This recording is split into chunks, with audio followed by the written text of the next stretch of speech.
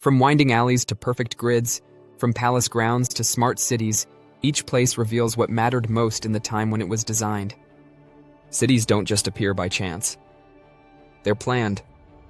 And the way they're planned tells us what the people of that time cared about most. Some city streets twist and turn like a maze, others run in neat, straight lines. Some places feel alive, others more like a spreadsheet. Every street, square, and neighborhood is really a mirror, reflecting the values of the people who built it. So let's walk through history together. In the old city of Fez, Morocco, the streets twist like a living maze. Some alleys are too narrow for cars. Sunlight disappears behind walls. If you wander too far, you'll almost certainly get lost. At first glance, it looks messy. But the design is full of meaning. The layout reflects values like privacy and modesty. Homes face inward, with courtyards hidden from public view. The city's design focuses on creating shade and keeping family life private. Even the decoration follows rules, repeating shapes and patterns that go on forever, standing for the endless nature of God. Fez wasn't built to impress outsiders. It was built to match spiritual values. What looks like chaos is really order of a different kind. And while Fez twists inward, another city type, the Roman grid, spreads outward with perfect control. Travel to Pompeii, Italy, a Roman city preserved under volcanic ash almost exactly as it was centuries ago, and you'll find the opposite of Fez. Here, the streets form a perfect grid, straight lines, right angles, streets crossing at the center of the city.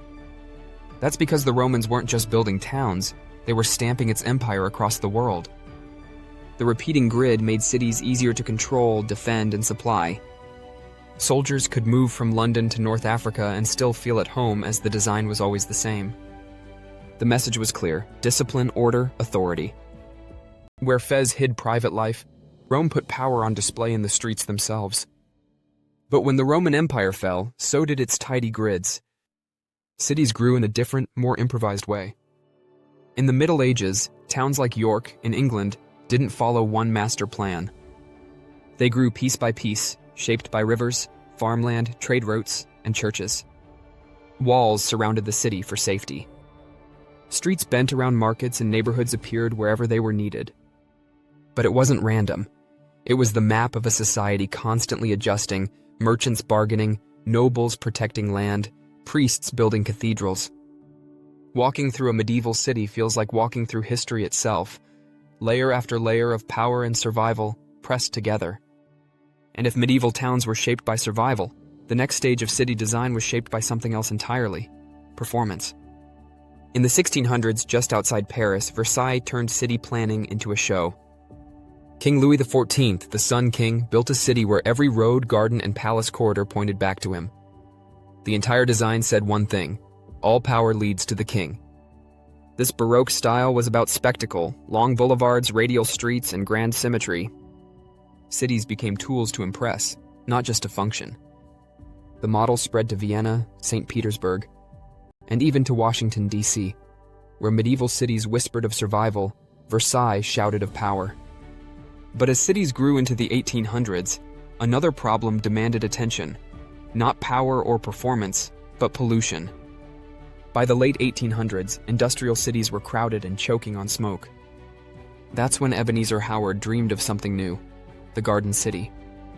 He imagined towns that blended city and countryside. Parks, wide paths, greenbelts, and homes placed near jobs and farms.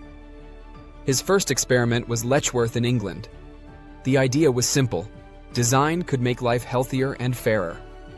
It was about bringing green into the city, but also about creating different zones for houses, industry, agriculture, and the government. It spread across the world, inspiring suburbs, zoning laws, and even whole new cities. Not every outcome was perfect, though. Zoning later helped create sprawl and separation, which led to long commuting times. But the Garden City was helpful in compensating for the problems of industrial life. And soon, planners took those ideas even further, dreaming of cities built like machines.